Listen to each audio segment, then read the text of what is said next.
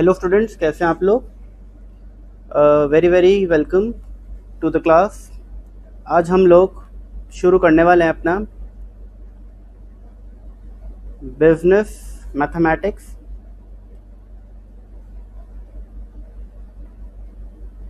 जो कि आपका 40 मार्क्स कवर करता है। बिजनेस मैथमेटिक्स शुरू करने से पहले मैं कुछ बेसिक चीज़ आपको बताना चाहता हूँ। बेसिक चीज़ें क्या हैं समझिए। आपका सीए फाउंडेशन जो है कोर्स,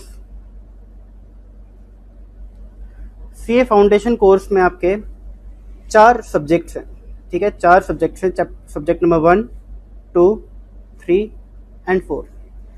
मैं आप लोगों को जो कवर कराऊंगा वो है सब्जेक्ट नंबर 3। सब्जेक्ट नंबर 3 जो है ये है आपका 100% ऑब्जेक्टिव। ये है आपका 100% ऑब्जेक्टिव पेपर, ठीक है।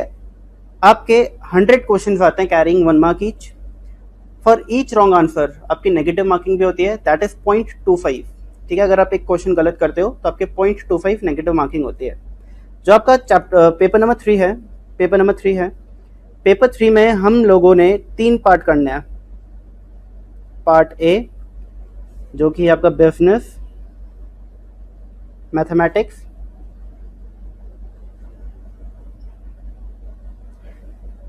पार्ट बी जो है आपका logical reasoning, and part C जो है आपका स्टैटिस्टिक्स। बिजनेस मैथमेटिक्स की जो वेटेज है दैट इज 40 मार्क्स, एलआर की weightage is 20 marks and statistics की वेटेज इज 40 मार्क्स। तो ओवरऑल जो आपका ये पार्ट 3 है ये 100 मार्क्स कवर करता है, ठीक है। अब हम अपनी जर्नी शुरू करने वाले हैं पार्ट ए की, बिजनेस मैथमेटिक्स। तो हम आने वाले लेक्चर्स में अपना पूरा 40% सिलेबस कवर करेंगे ऑफ पेपर नंबर 3। तो देखिए कुछ चीजें।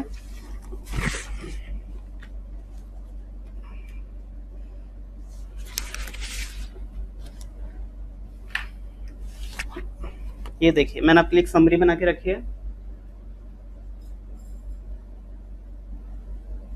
ठीक है। आपको दिख रहा होगा अच्छे से। तो देखिए बिजनेस मैथमेटिक्स जो कि आपका 40 मार्क्स कवर करता है, इसके अंदर हमें ये सारे कंटेंट पढ़ना है, ठीक है। कंटेंट मैंने आपको दिया है इन ऑर्डर ऑफ इम्पोर्टेंस, यानी जो ज़्यादा इंपॉर्टेंट चैप्टर्स हैं उनको हम पहले कवर करेंगे इस कंटेंट में, एंड बाद में हम कवर करेंगे लीस्ट इंपॉर्टेंट चैप्टर्स, ठीक है। लीस्ट इंपॉर्टेंट तो क्या है, जिनकी वेटेज कम है, इंपॉर्टेंट तो ये भी है, वेटेज कम है। तो देखिए टाइम वैल्यू ऑफ मनी आपका सबसे इंपॉर्टेंट चैप्टर है पूरे मैथमेटिक्स में, बिजनेस मैथमेटिक्स में। इनफैक्ट मैं ये बोलूंगा कि आपका paper number 3 business mathematics, stats and LR, इस पूरे पेपर में सबसे इंपॉर्टेंट चैप्टर जो है, जो सबसे ज्यादा वेटेज कैरी करता है, वो है टाइम वैल्यू ऑफ मनी। इसके बारे में मैं थोड़ी और बातें करूंगा अभी आप लोगों से। पहले इतना समझिए कि टाइम वैल्यू ऑफ मनी जो है ये 30% टू 40% वेटेज एक अकेला चैप्टर कवर कर लेता है। 30% टू 40% ऑफ 40 मार्क्स। तो अगर हम हायर साइड को लेके चले तो 40 का 40% इज 16। तो ये अकेला चैप्टर आपका अराउंड 16 मार्क्स कवर करता है, ठीक है।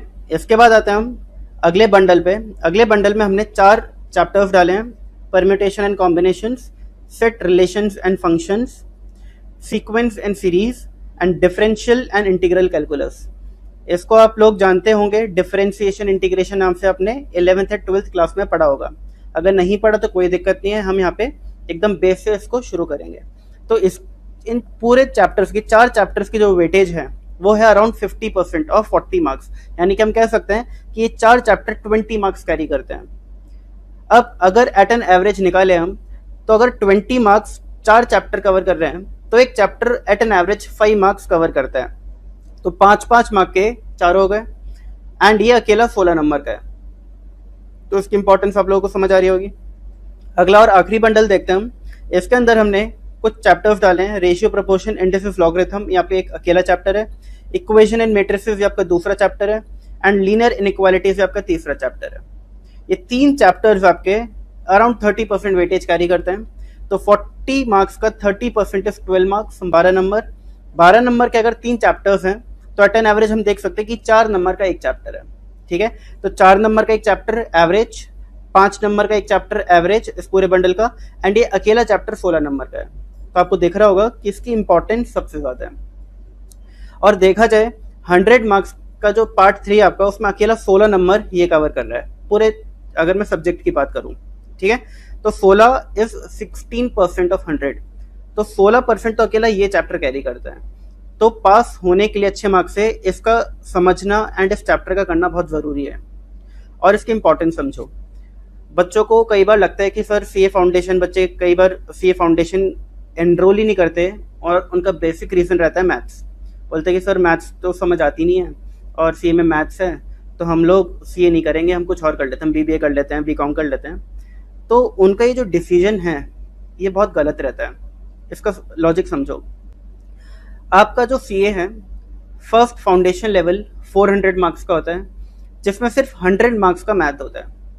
सेकंड जो लेवल आपका वो 800 मार्क्स का होता है, 8 सब्जेक्ट्स होते हैं और हर सब्जेक्ट 100 मार्क्स का होता है, एंड उसमें एक भी सब्जेक्ट मैथ्स नहीं होता।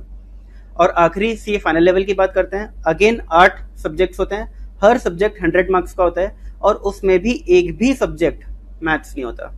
तो आपको मैथ्स सिर्फ एक लेवल पे पढ़ना है, ठीक है, सिर्फ एक लेवल पे पढ़ना है, वो है सीए फाउंडेशन, और वो भी बहुत बेसिक मैथ्स है, बहुत ज्यादा मुश्किल नहीं है।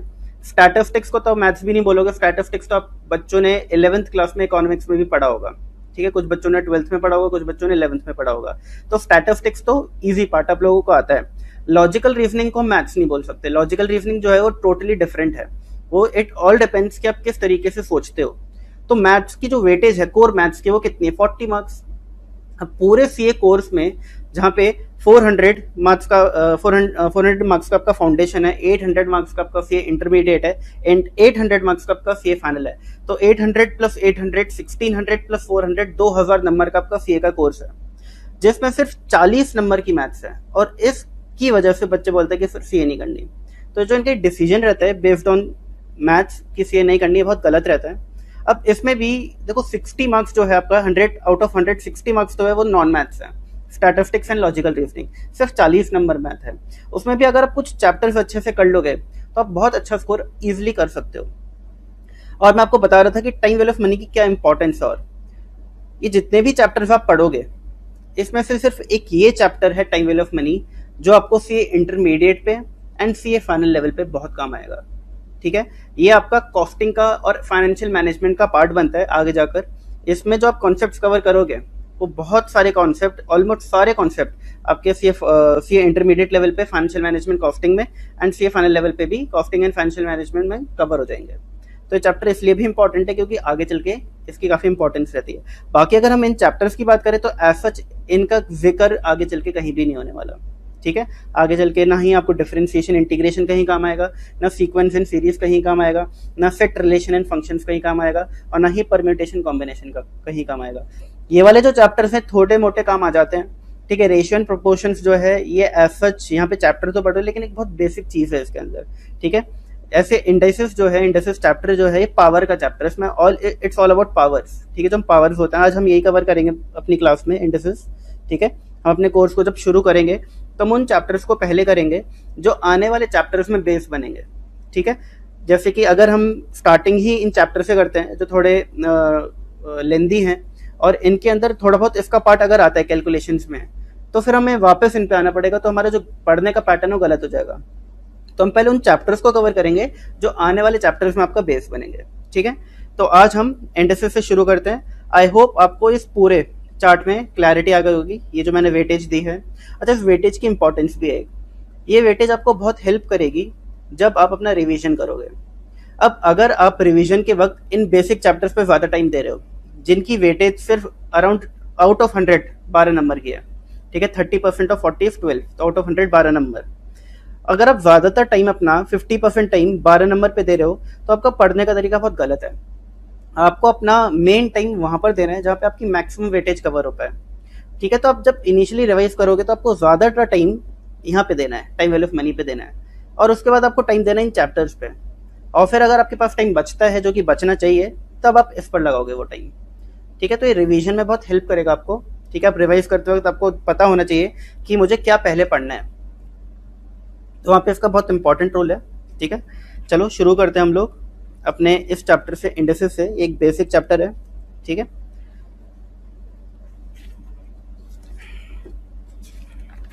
देखिए जी,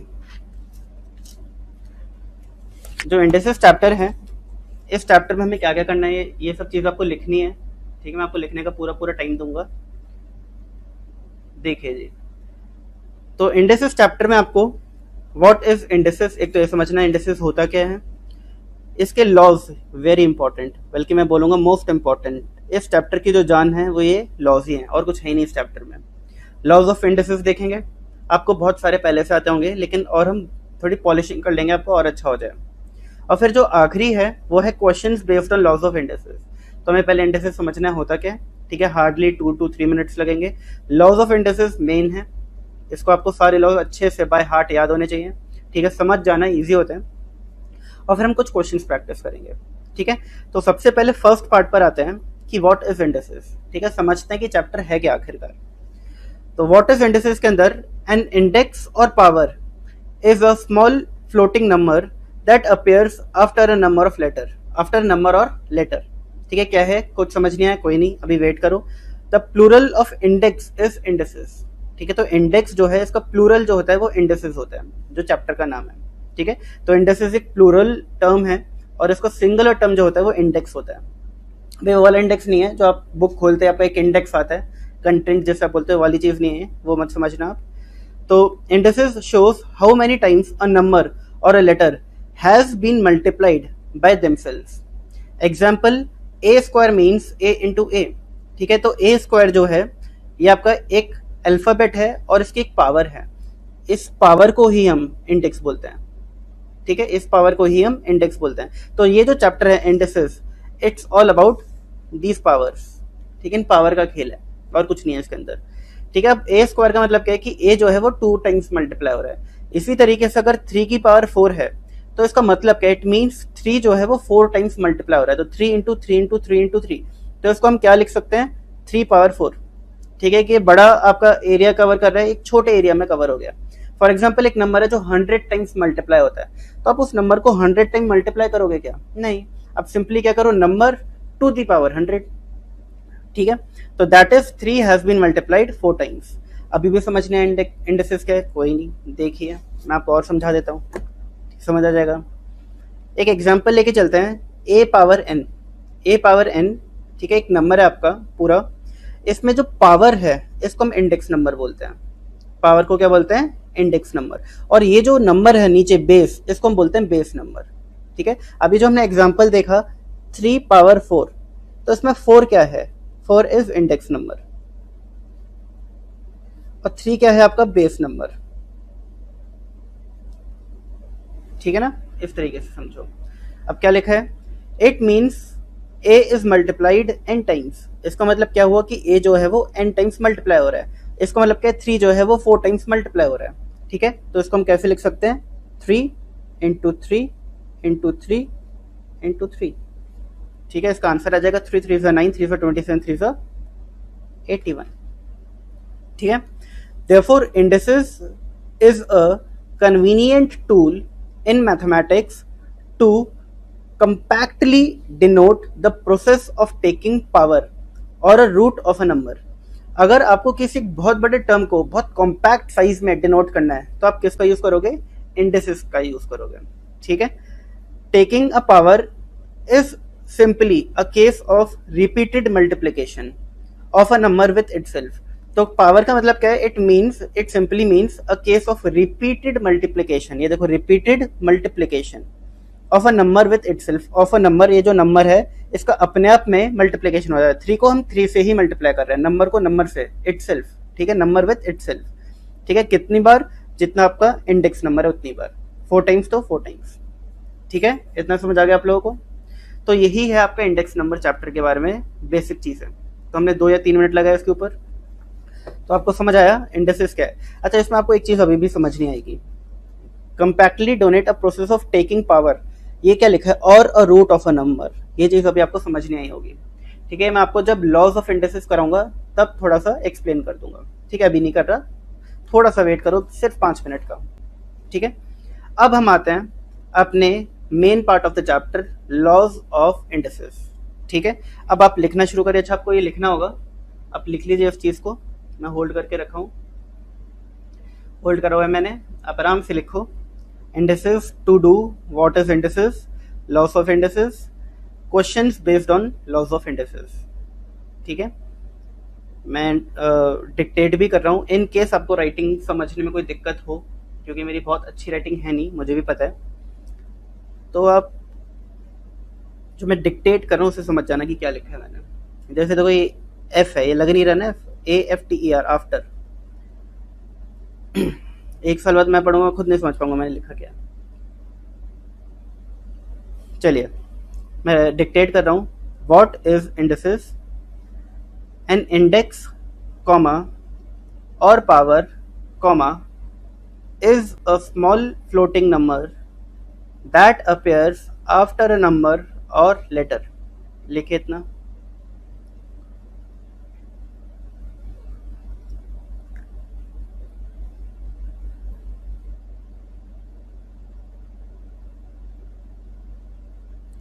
फिर लिखा है the plural of index is indices, the plural of index is indices. ठीक है, आपने इंग्लिश में पढ़ा होगा ग्रामर में, प्लूरल एंड सिंगुलर प्लूरल। ठीक है, तो प्लूरल जो टर्म है इंडेक्स का वो है इंडिसेस, या फिर हम बोल सकते हैं कि इंडिसेस का जो सिंगुलर टर्म है वो है इंडेक्स, कुछ भी बोल सकते हो आप।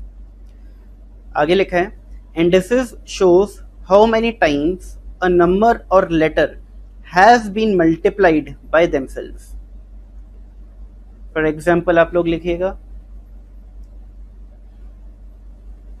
अगर आपको लग रहा है थोड़ा जल्दी हो रहा है तो आप पॉज कर सकते हैं, वीडियो आराम से लिख सकते हैं, आपके पास पूरा पूरा टाइम है पॉज करके लिखने का। पॉज करके तो आप और क्रिएटिवली अलग अलग पेन से, अलग अलग कलर के पेन से लिख सकते हो। कुछ इंपॉर्टेंट है उसे बॉक्स में लिख लीजिए, रेड येलो ग्रीन। मैंने देखा है कुछ बच्चे तो अपने नोट्स को, मुझे ऐसा लगता है नोट्स को आर्ट एंड क्राफ्ट की बुक्स ज़्यादा है, ऑल्दो वो बहुत अच्छा लगता है देखने में, दैट इज़ गुड। बेसिकली जब रिवीजन करते हैं तो पढ़ने में थोड़ा मज़ा आता है, वो कलरफुल नोट्स देखकर, वरना थोड़ा बोरिंग हो जाता है। ठीक है, आप लोगों ने लिख लिया होगा, पॉज करके लिख लीजिएगा अगर नहीं लिखा है तो। अब ये जो पीछे मैंने कुछ बताया था ये भी आप लोग लिख लीजिए। ठीक है, आई होप आपको सब ठीक से दिख रहा होगा, लाइटनिंग वगैरह प्रॉपर होगी, तो चेक कर लिया था मैंने। इन केस नहीं है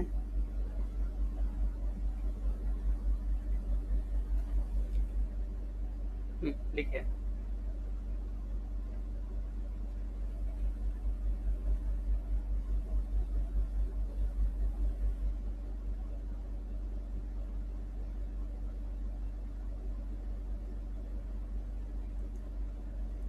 ठीक है, पॉज करके लिख लीजिए, डिक्टेट कर देते हो एक बार।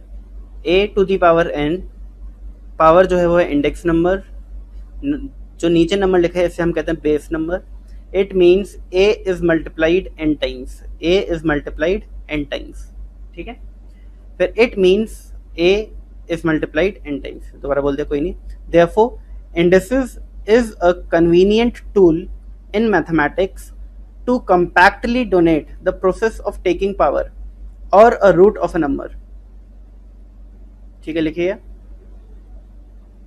फिर लिखा है मैंने, अगर आप लोगों ने लिख लिया तो, taking a power is simply a case of repeated multiplication of a number with itself। ठीक है, taking a power is simply a case of repeated multiplication of a number with itself। फिर नीचे एक छोटा सा एग्जाम्पल आप ये लिखना चाहें तो आप लिख सकते हैं।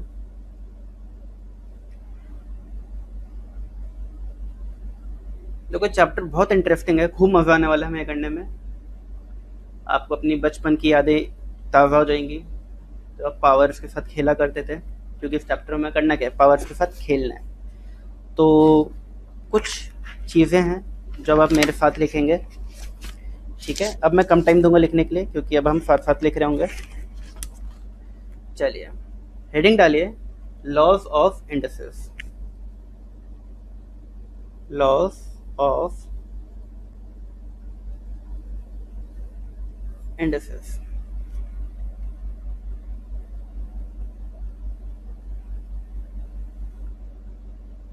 ठीक है, लिखिए लॉ नंबर 1 लिखिए,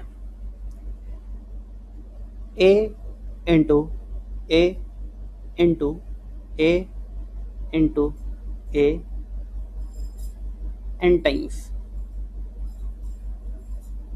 कितनी बार? N times. ठीक है। अच्छा, अगर मैं बोलता ए इंटू ए 3 टाइम्स तो आप क्या करते? ए इंटू ए इंटू ए। अगर मैं लिखता ए इंटू ए 5 टाइम्स तो आप क्या करते? A into a into a into a into a. मैंने लिखा है a into a n times करना है। एन टाइम्स मतलब एन एक नंबर होगा।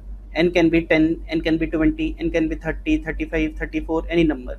तो उतनी बार आपको ए को मल्टीप्लाई करना है। तो a into a n times, इसको आप कैसे लिखोगे? This can be written as a to the power n. अभी अभी हमने देखा था, ये फर्स्ट लॉ ऑफ इंडिसेस है। यहाँ पे लिख लेना where a is equal to base, n is equal to power या फिर इंडेक्स नंबर और इंडेक्स नंबर। लिख ले इतना, लिखिए। देखिए अब सेकंड, देखिए आप a to the power minus m. बच्चों को सबसे ज़्यादा डर किससे लगता है? पावर वो भी माइनस में हो। ठीक है, इससे भी ज़्यादा डर लगता है, वो मैं बाद में बताऊंगा। लेकिन जब भी पावर माइनस में आ जाएगी बच्चे डर जाते हैं, सर ये क्या करना है, समझ नहीं आ रहा। बहुत ईजी है, देखो आपको क्या करना है। आपको सिंपली क्या करना है, नंबर को इन्वर्स कर देना है। इन्वर्स मतलब कि 1 से डिवाइड कर देना है, तो आपकी जो पावर है वो पॉजिटिव हो जाएगी। ठीक है, इसी तरीके से मैं बोल सकता हूँ कि अगर आपका एक 1 upon a power minus M होता तो आप इसको क्या करते? इस नंबर को 1 से डिवाइड करते। तो क्या करते? 1 divided by this number, 1 upon a power minus m. तो होता क्या, ये a to the power minus m ऊपर पहुंच जाता। तो 1 into a to the power minus m क्या होता है? A to the power minus m upon 1। तो मैं लिखने की जरूरत है उसको? नहीं। देखिए मैंने क्या किया, इस नंबर को ऊपर ले गया और पावर प्लस हो जाएगी, सॉरी प्लस हो गई। ठीक है, इसी तरीके से माइनस थी प्लस हो गई, माइनस थी प्लस हो गई। तो आपको सिर्फ नंबर को रिवर्स करना है। एक तरीके से देखा जाए, नंबर को रिवर्स करो और पावर माइनस से प्लस कर लो।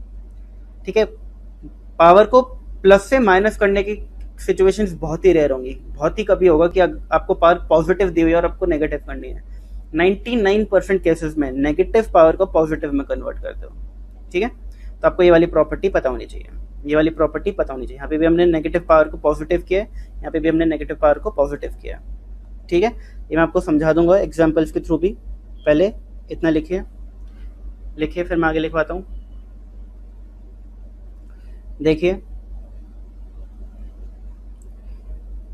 ए to the power m n. अब इसके अंदर आपको क्या करना है, पावर्स आपको दिख रही है। देखो ब्रैकेट का मतलब क्या होता है? मल्टीप्लिकेशन। ठीक है, जैसे कि अगर आपको दो नंबर्स दिए हैं, एक दिया आपको 2, कैसे यहाँ पे खराब करने की जगह मैं कोई और पेज यूज करता हूँ। देखिए दिया है 2 और ब्रैकेट में दिया है 3, तो इसका मतलब क्या है कि 2 इंटू 3 करना है, दैट इज 6। ठीक है, यहाँ पे भी तो ब्रैकेट ही है, तो हमें क्या करना है, m और n को मल्टीप्लाई करना है। ठीक है, तो ये क्या हो जाएगा, a to the power m n। लिखिए इसको भी।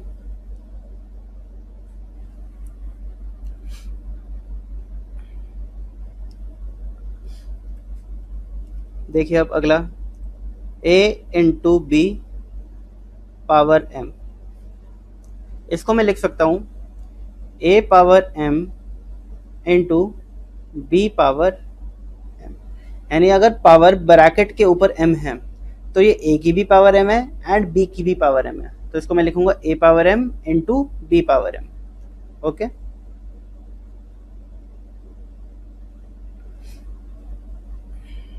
और इसी तरीके से अगर ये दिया होता a upon b power m, तो ये क्या हो जाता, a power m upon b power m।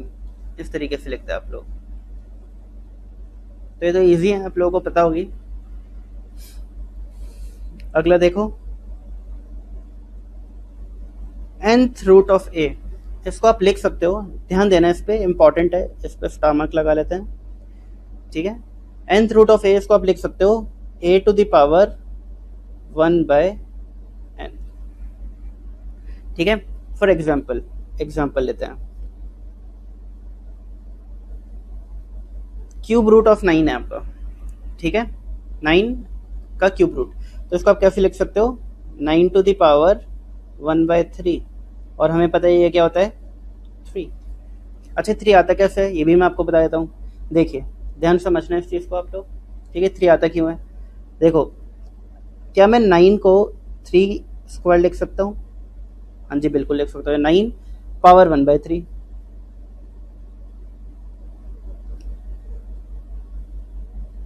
नहीं मैंने थोड़ा गलत कर दिया, मुझे स्क्वायर रूट लेना था यहाँ पे, कोई नहीं, इस एग्जांपल को काटो, ये थोड़ा गलत हो गया, मेरे दिमाग में चल रहा था स्क्वायर रूट और था वो क्यूब रूट। एग्जांपल फ्रेश ले लो एक, 27 पावर 3, तो क्या इसको मैं लिख सकता हूँ, can this be written as 27 power 1/3 using this property, ठीक है। a क्या है आपका 27, n क्या है आपका 3, तो this can be written as a power 1/n, यानी कि 27 पावर 1/3। अब इसका आंसर जो है वो क्या होता है, 3 होता है। कैसे होता है मैं आपको बताना चाहता हूँ। अच्छा 27 को क्या आप लोग 3 पावर 3 लिख सकते हैं, हाँ जी लिख सकते हैं, तो 27 पावर 1/3, पावर 1/3।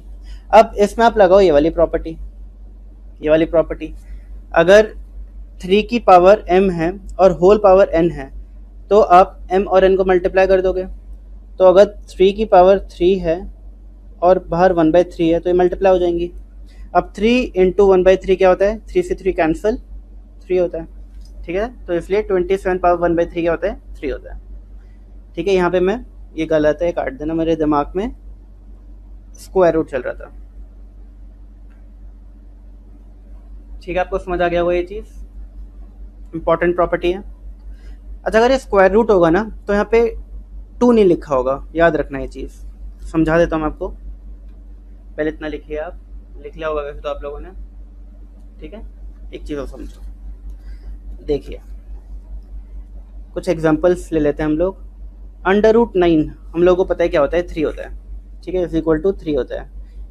कैसे, क्या मैं इसको 9 पावर 1/2 लिख सकता हूँ, ठीक है। अभी हमने एक प्रॉपर्टी पढ़ी, मैंने क्या बोला कि यहाँ पर 2 नहीं लिखा होगा, वैसे 2 प्रॉपर्टी के हिसाब से 2 होना चाहिए था, बट स्क्वायर रूट में 2 नहीं लिखा जाता, ठीक है। क्यूब रूट होगा, 4th रूट होगा, 5th रूट होगा तो हमेशा लिखेंगे 3 4 5, बट स्क्वायर रूट के केस में 2 नहीं लिखा जाता। स्क्वायर रूट के केस में अपने आप दिस मीन्स 2, तो 9 पावर 1/2 लिखूंगा इसको मैं, ठीक है। अब 9 को मैं लिख सकता हूँ 3 स्क्वायर और 1/2 एज इट इज आ गया, इसको मैं लिख सकता हूँ 3 स्क्वायर इंटू 1/2, 2 कैंसिल हो गया, क्या बचा, 3 बचा, ठीक है। ऐसे ही एक और एग्जांपल ले लेते हैं हम लोग। अगर आपका एक नंबर है और आपको इसका सिंप्लीफाइड वर्जन निकालना है, लेट्स से 81 और ये है क्यूब रूट और 81, तो 4 कर देता हूँ यहाँ पे मैं, अब 4th रूट ऑफ 81, तो इसको मैं कैसे लिख सकता हूँ, 81 पावर 1/4, ठीक है, प्रॉपर्टी, यूजिंग प्रॉपर्टी, ठीक है, 4 है यहाँ पे। अब 81 को क्या मैं 3 टू दी पावर 4 लिख सकता हूँ, 3 3 से 9, 3 से 27, 3 से 81, और ये 1/4 मैंने एज इट इज लिख दिया, तो ये क्या हो गया, 4 4 कैंसिल हो जाएगा, क्या बचेगा, 3 बचेगा, ठीक है। तो उम्मीद है आपको ये वाली प्रॉपर्टी समझ आ गई होगी।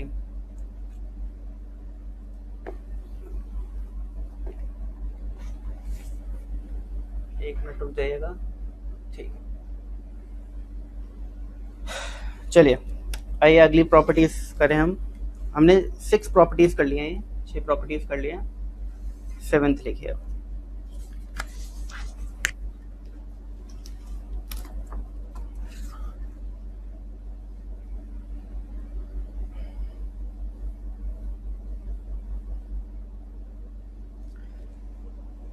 सेवंथ प्रॉपर्टी आपकी इंपॉर्टेंट है, ये भी स्टार मार्क कर लेना, a to the power m dot a to the power n, इसको हम कैसे लिख सकते हैं? तो देखो जब भी बेस सेम होगा, अब देखो ये जो एक पूरा नंबर है इसमें बेस क्या है ए और पावर क्या है एन एम, ऐसे ये जो एक नंबर है इसका बेस क्या है ए, पावर क्या है एन। अगर मल्टीप्लिकेशन का बीच में साइन है और दोनों बेस सेम है, बेस जो है सेम है, तो बेस आप एक बार लिखो और पावर्स को आप ऐड कर दो। ये समझाता हूँ मैं एग्जाम्पल के थ्रू आपको, ठीक है? एग्जाम्पल के थ्रू समझो इस चीज़ को। दिख रहा है ना आप लोगों को? बीच बीच में चेक करता रहता हूँ। थोड़ा सा जूम कर लेते हैं।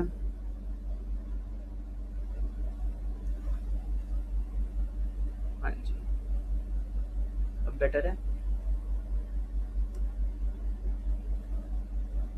चलिए ठीक है, इसको एग्जाम्पल के थ्रू समझते हैं।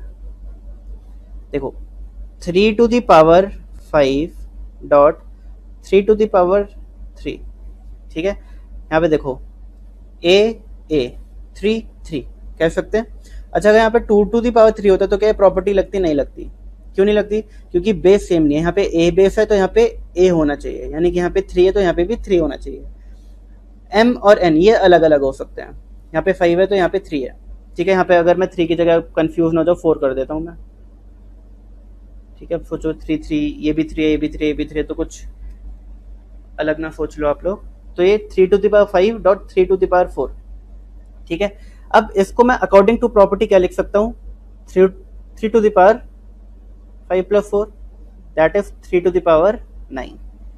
अब ऐसा क्यों हुआ देखो, क्या 3 टू द पावर 5 को मैं ऐसे लिख सकता हूँ? 3 इंटू 3 इंटू 3 इंटू 3 इंटू 3, 1 2 3 4 5 लिख सकते हैं। अच्छा 3 टू द पावर 4 को क्या मैं ऐसे लिख सकता हूँ? ठीक है, मल्टीप्लाई का साइन है तो मैं बीच में मल्टीप्लाई का साइन लगा रहा हूँ। फिर 3 इंटू 3 इंटू 3 इंटू 3, ठीक है, 4 बार। तो ये 5 और ये 4, तो 1 2 3 4 5 6 7 8 9। तो क्या मैं इसको 3 पावर 9 नहीं लिख सकता? बिल्कुल लिख सकते हैं, और वही हमने प्रॉपर्टी से किया, ठीक है ना? अगली प्रॉपर्टी लिखिए आप लोग, a to the power m upon a to the power n। इसको कैसे लिखेंगे?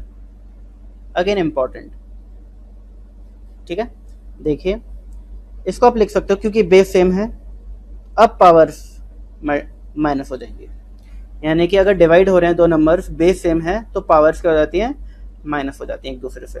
अब आप इसको ऐसे लिखोगे, अगर आप इसको ऐसे लिखने की कोशिश कर रहे हो n माइनस एम, ठीक है, n माइनस एम, तो ये गलत है, ऐसे नहीं लिख सकते। इसको लॉजिक समझो, एग्जाम्पल के थ्रू करते हैं। 5 to the power 4 upon 5 to the power 2, ठीक है? ए 5 5 एम एन 4 2, ठीक है? ये m और ये n अलग अलग है, m अलग चीज़ है, n अलग चीज़, अलग अलग लेटर्स है, तो ये भी अलग अलग हो सकते हैं। ये a और ये a है, लेटर सेम है तो ये भी सेम होने चाहिए, 5 एंड 5।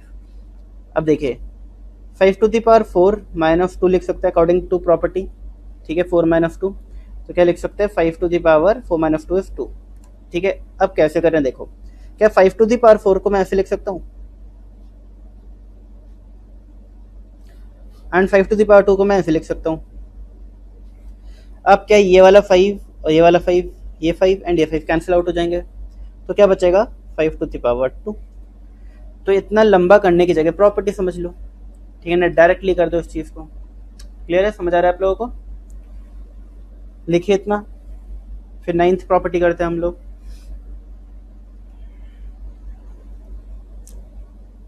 लिखिए 9th प्रॉपर्टी। अब a to the power 0 important है, ठीक है? a to the power 0 is equal to 1, that is any number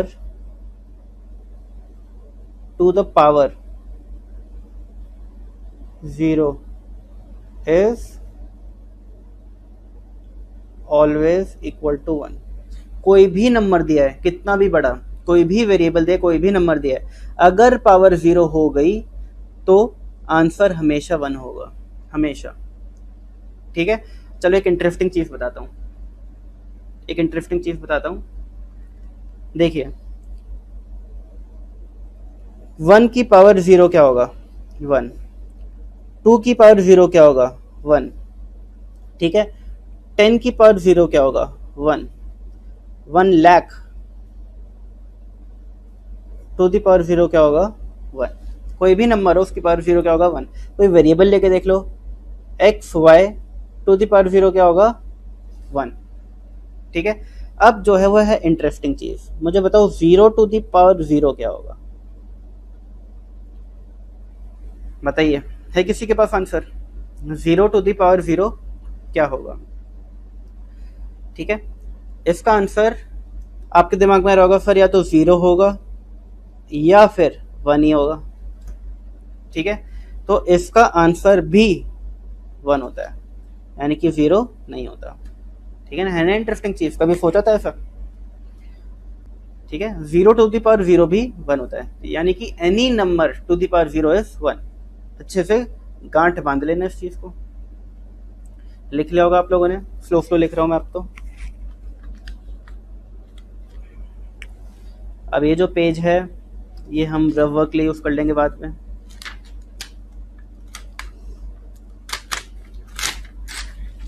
इसको रख दिया मैंने साइड में। चलिए, कितनी प्रॉपर्टीज हो गई हमारी? 9 प्रॉपर्टीज हो गई। आइए लिखिए 10th प्रॉपर्टी, 11th प्रॉपर्टी सब इंपॉर्टेंट होंगी, मार्क कर लेना। देखिए, अगर आपको गिवन है in any case a to the power m n is equal to a to the power m, यानी कि क्या देखना है आपको? बेस सेम है, बीच में इक्वल टू है। तो याद रखना इन दिस केस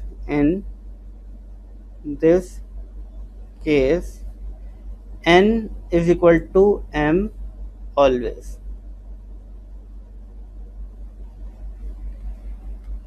एग्जाम्पल लो, अगर 3 है a तो यहाँ पे भी मैं 3 ले लेता हूँ।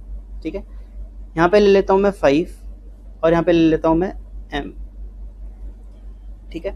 अब मैं पूछ रहा हूँ कि फाइंड m, क्वेश्चन है मेरा फाइंड m। तो आप प्रॉपर्टी लगा लो, या तो कि सर अगर बेस सेम है बीच में इक्वल टू तो पावर भी इक्वल होंगी, अगर पावर इक्वल है तो m इज इक्वल टू 5 हो गया। ठीक है, m इज इक्वल टू 5 हो गया। और दूसरा लॉजिक लगा लो, ऐसा मैं कौन सा नंबर डालूं यहाँ पर कि ये नंबर और ये नंबर इक्वल हो जाए? क्या 4 डालूं तो इक्वल हो जाएगा दोनों? Not possible. 6 डालूं इक्वल हो जाएंगे दोनों? Not possible. कोई भी नंबर अदर देन 5 यहाँ पे डालूं तो क्या इक्वल हो जाएंगे दोनों? Not possible. तो एक ही नंबर है जो इस इक्वेशन को, इस इक्वल टू को सेटिस्फाई कर सकता है, एंड दैट नंबर इज 5। यानी कि 3 की पावर 5 ही एक ऐसा नंबर है जो यहाँ पे इक्वल टू करेगा। एक और अब दिमाग में आएगा कि सर यहाँ पे 10/2 भी तो लिख सकते हो, 3 टू दी पावर 10/2 लिख दो। ठीक है। अब आप बोलोगे कि sir in that case m की power m is equal to 10/2 हो गया। ठीक है, मैं बोलूँगा कोई दिक्कत नहीं है, जब 10/2 को सिंप्लीफाई करोगे तो 5 ही आएगा। क्या मैं 5 को 10/2 नहीं लिख सकता? लिख सकता हूँ। ठीक है ना, लिख सकता हूँ। तो हम सिंप्लीफाइड, सबसे सिंपलेस्ट फॉर्म देखेंगे हमेशा। ठीक है, तो ये भी एक ही बात है। 11th देखो, 11th देखिए। एक मिनट, मेरा फ़ोन मैं साइलेंट कर लूँ, आवाज़ आ रही है मुझे, लेकिन फ़ोन ही नहीं है यहाँ पे तो। अच्छा, चार्ज हो रहा है, दूर है। चलिए देखिए अगली property, a to the power n is equal to b to the power n। a to the power n is equal to b to the power n। अब इस केस में, इन दिस केस इंपॉर्टेंट है। ठीक है, दोनों important है। a is equal to b always. Same logic है। देखो यहाँ पे 3 टू द पावर 5 कर लो और यहाँ b टू द पावर 5 कर लो। अब ये 5 इक्वल होने चाहिए, क्योंकि यहाँ पे n है तो यहाँ पे भी n है, तो यहाँ पे 5 है तो यहाँ पे भी 5 होना चाहिए, कोई और नंबर नहीं ले सकते। यहाँ a है, यहाँ b है। ठीक है, तो यहाँ पे मैंने 3 ले लिया और यहाँ पे b ले लिया।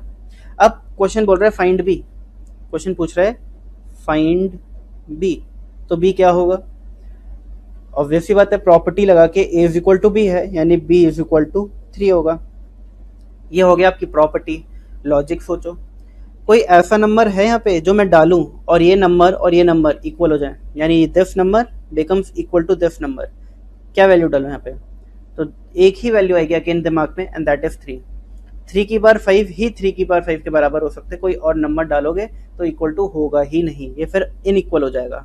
अनइक्वल को साइन पता है ना, अनइक्वल हो जाएगा, ठीक है, और बीच में इक्वल टू दिया हुआ है। तो ये प्रॉपर्टीज जो है कॉमन सेंस है, कुछ ज़्यादा हाईफाई नहीं है, बट आगे चल के काम आती हैं बहुत, ठीक है, इसलिए मैंने आपको अलग से लिखवाई है। लिखिए इस चीज़ को आप लोग।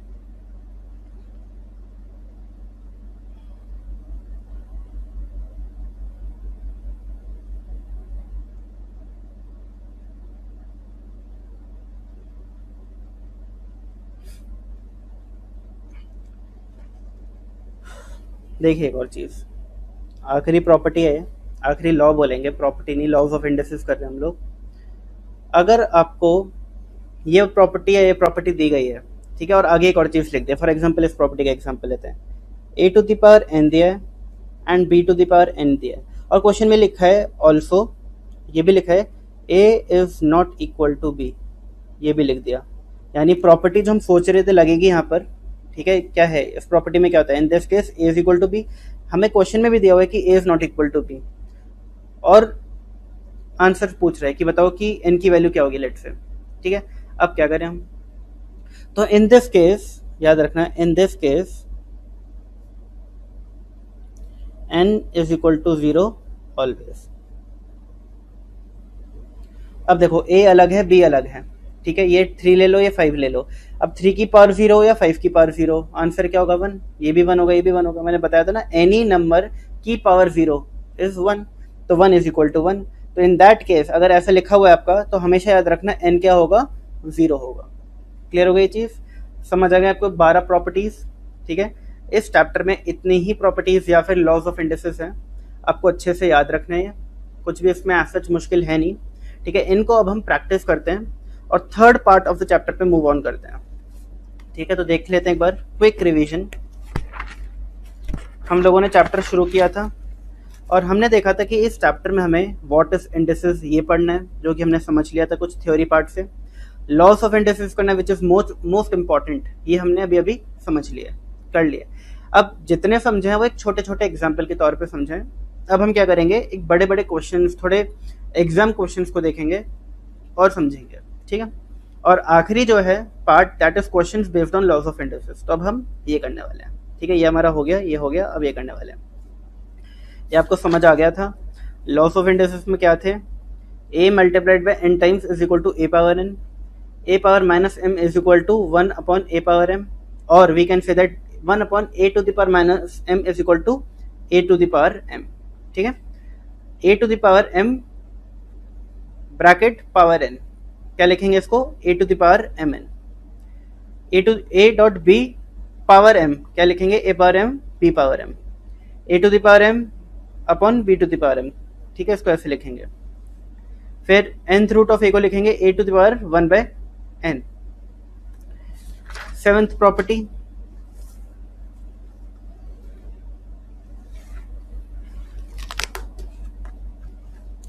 a to the power n dot a to the power n, base same हो, बीच में मल्टीप्लाई का साइन हो तो पावर्स ऐड हो जाती हैं, बेस सेम हो, डिवाइड हो, ठीक है, तो पावर्स माइनस हो जाती हैं। तो m माइनस n करना है, n माइनस m नहीं करना है, ये चीज़ याद रखना, ठीक है। Any number to the power 0 is always 1, याद रखना, चाहे फिर 0 की पावर 0 ही क्यों ना हो। 10th, a to the power n is equal to a to the power m, बीच में इक्वल टू का साइन है, बेस सेम है, बेस सेम है a, तो हमेशा पावर भी इक्वल होंगी, in this case n is equal to m, ठीक है। फिर a to the power n is equal to b to the power n, बीच में इक्वल टू का साइन है, पावर सेम है, ठीक है, तो बेस भी हमेशा सेम होगा, in this case a is equal to b always, ठीक है। और इसी तरीके से आखिरी property a to the power n is equal to b to the power n है, और ये भी बोल रहा है कि a is not equal to b, तो in that case n is equal to 0 always. Clear हो गई ये चीज़, आप लोगों को समझ आ गया, कोई दिक्कत, गिला शिकवा नहीं है, ठीक है। आइए कुछ क्वेश्चंस करते हैं। आप लोगों को बुक मिलेगी, ठीक है, उसी बुक के क्वेश्चंस करेंगे अभी हम, ठीक है। आपके पास जो बुक होगी, सॉफ्ट कॉपी या हार्ड कॉपी, उसके क्वेश्चंस करेंगे। तो एक बार मैं बुक को खोल लेता हूँ, जैसे कि मेरे सामने भी क्वेश्चन हो। हाँ जी, तो मेरे पास खुद सॉफ्ट कॉपी है। तो आप लोगों का जो क्वेश्चन नंबर 1 है वो क्या है, देखिए।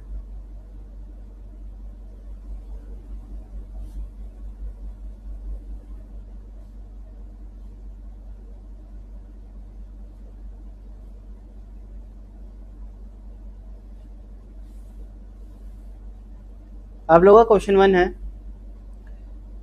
4x to the power -1 bye 4, ठीक है, इज एक्सप्रेस्ड एज, ठीक है। इसको हम कैसे एक्सप्रेस कर सकते हैं, और आपके सामने ऑप्शंस हैं। ए ऑप्शन क्या है आपका, -4x 1/4। बी ऑप्शन आपके पास x पावर -1। सी ऑप्शन आपके पास 4/x 1/4, और डी ऑप्शन आपके पास नन। तो आपके हिसाब से बताइए करेक्ट ऑप्शन क्या होना चाहिए, ठीक है। अब देखिए 4 इंटू एक्स, ठीक है, इसको ऐसे तो लिखेंगे हम 4 इंटू एक्स -1/4, ठीक है ना। अब मैंने क्या बोला था कि जब भी पावर माइनस हो तो उस पर्टिकुलर नंबर को आप रिवर्स कर दो। तो 4 डॉट, इसको रिवर्स करने पे क्या होगा, 1/x⁴ यही होगा, ठीक है। तो इसको हम कैसे लिख सकते हैं, 4 इंटू 1 इज 4/x⁴ ऐसे लिख सकते हैं। तो राइट आंसर इज सी, ठीक है। वैसे आपको जो बुक मिली है उसके अंदर जितने भी करेक्ट ऑप्शंस हैं उनको बोल्ड किया हुआ है मैंने, तो आप उससे भी समझ सकते हो, ठीक है। मैंने हर चैप्टर के साथ नहीं किया है, फर्स्ट 3 और 4 मेरे ख्याल से 3 चैप्टर्स है, पहले के 3 या 4 चैप्टर्स हैं जिनमें मैंने इस तरीके से किया, ठीक है। जो भी राइट ऑप्शन है उस पर मैंने बोल्ड कर दिया उस ऑप्शन को, ठीक है। बाकी के चैप्टर्स में नहीं किया, बाकी के चैप्टर्स हम अच्छे से खुद ही करेंगे समझ के, ठीक है। ये थोड़े ईजी चैप्टर्स थे तो उसमें मैंने कर दिया था, ठीक है। अगला क्वेश्चन देखें हम लोग, यहीं पे देख लेते हैं, पेपर बचाओ। आइए, if the index of any power function is 0 then the value of that function is, ठीक है। क्या लिखा है, अगर इंडेक्स यानी कि power, if the index of any power function is 0, यानी एक फंक्शन है, कोई भी फंक्शन है, ठीक है, ए फंक्शन ले लो, इसका जो इंडेक्स है वो 0 है, तो इस फंक्शन की वैल्यू क्या होगी, ऑलवेज क्या होगी, the value function is always 1, ठीक है। तो ऑप्शन आपका बी हो गया इसमें, ठीक है, बी ऑप्शन। हमें पता है कि अगर इंडेक्स नंबर यानी power of any number, any constant, any variable, any function is 0, then the value of that function और दैट नंबर और दैट वेरिएबल इज ऑलवेज 1, ठीक है। ये भी आपका हो गया। थर्ड देखते हैं हम लोग, थर्ड क्वेश्चन देखते हैं। द वैल्यू ऑफ 2x नहीं है, वो 2 इंटू है, the value of 2 into 32 to the power 1/5 is, तो आपको ऑप्शंस दिए हुए हैं 2, बेसिकली मुझे ऑप्शंस लिखने की जरूरत नहीं है, मैं सिर्फ और सिर्फ इसलिए लिख रहा हूँ कि बाई चांस अगर अभी तक किसी को बुक नहीं मिल पाई है तो उसको पता चल जाए, ठीक है। इस क्लास में मैं ऑप्शंस दे रहा हूँ, ठीक है। आगे आने वाली क्लासेस में अगर आपको बुक्स नहीं मिली होंगी तो आप मुझे बता देना, आपको बुक्स फिर मिल जाएंगी नेक्स्ट क्लास तक, ठीक है। ये आपका क्वेश्चन है, इसकी वैल्यू पूछ रहे हैं क्या होगी, 4 ऑप्शंस दिए हुए हैं, 2, 10, 4, नन। तो इसको हम लिखते हैं, सिंप्लीफाई करते हैं, 2.32 को क्या मैं लिख सकता हूँ, ठीक है, प्रैक्टिस से आएगा। अब आप सोच रहे हो सर आपको कैसे पता चला, प्रैक्टिस, ठीक है, आपको प्रैक्टिस करोगे तब आएगा। 2 to the power 5 raised to power 1/5, ठीक है। मेरा कैलकुलेटर ये रहा, देखिए जी कैसे करते हैं, कैलकुलेटर यूज करना सीखना है हमें,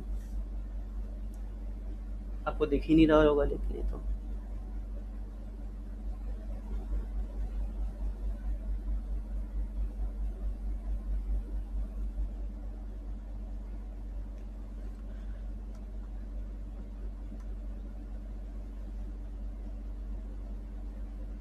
चलो कोई नहीं, समझने की कोशिश कर लेना। आपको करना क्या है, टू, अब देखो 2 to the power 5 कैसे निकालते हो आप लोग क्या करते हो, 2 into 2 into 2 into 2 into 2, 5 बार 2 मल्टीप्लाई करोगे इक्वल टू करोगे 32 देखोगे।